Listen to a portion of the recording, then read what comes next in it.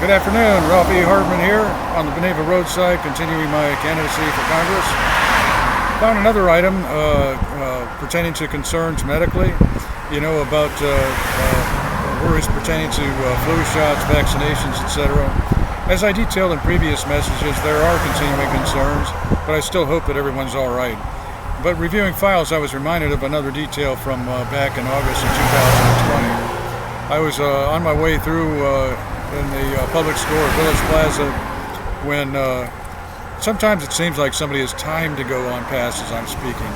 It was just a coincidence, a timing I didn't see. So anyway, I was on my way past the pharmacy in Village Plaza Publix when apparently the young lady administering flu shots timed words for me in particular here, looking to one of the children waiting for a flu shot and said, who wants to go first? People, the wording, otherwise the lady administering the flu shots looked pretty and nice, calm. I wouldn't have wanted to suspect her of anything, but the words she chose. She says, "Who wants to go first?" And it's just worrisome. I think other people have noticed the use of "go" these days on computers or whatever. When you want to select a program or a game or whatever, and the word that you have to press is "go." Some people use it. I think some people devised it as a kind of to indicate an attitude of not really caring about the people and just telling you to go. While otherwise, the use of the word "go" in rhymes, for example, "Giddy up, let's go," and a Santa rhyme. That's fun. It just means for a ride. But it wasn't appropriate for her to say who wants to go first, pertaining to shots. So anyway, I sent a little bit of brief about it. Concern. The mother of the children was right there. She didn't look overly concerned, but it's just another example of worrying on behalf of the people. That through years and years and years, that there was every day there was some kind of concern.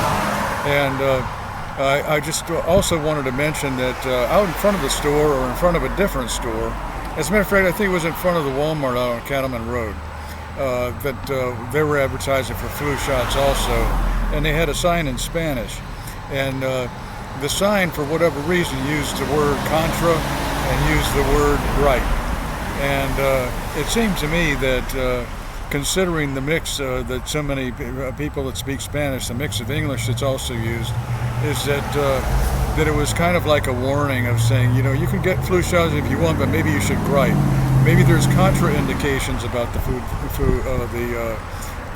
shots, and so I think so too.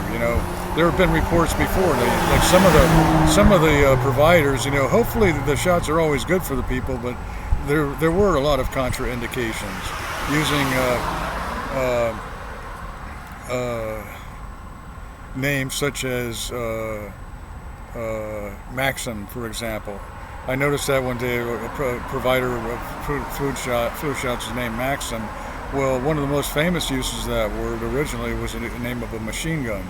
I think it was a name of a machine gun that was first used during World War I. So anyway, one of the worst, they say almost as bad as the number of deaths in the war of World War I was the terrible flu epidemic that spread around the world just after World War I. So anyway, this is just a mention for people to use caution and hope that various representatives and medical professionals that really care about the people can influence others better to choose soothing kind of, encouraging kind of names for their providers and caring kind of words to be said by persons administering instead. So anyway, like I said, I'm out here on the Beneva roadside again. There's been some setbacks, technical matters. I've been slowed down quite a bit. I'm still here in Sarasota on the roadside.